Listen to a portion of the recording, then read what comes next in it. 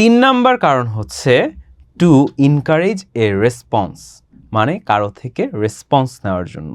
যেমন you have completed your homework, haven't you?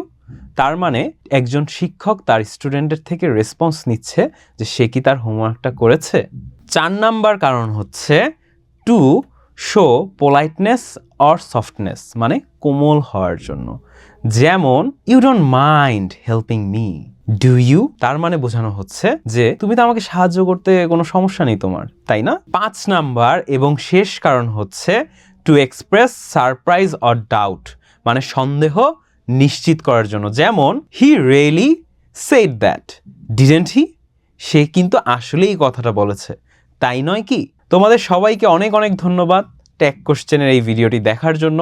তোমরা কমেন্টে এই 5 ধরনের ট্যাগ কোশ্চেন নিয়ে সবাই এক্সাম্পল শেয়ার করো।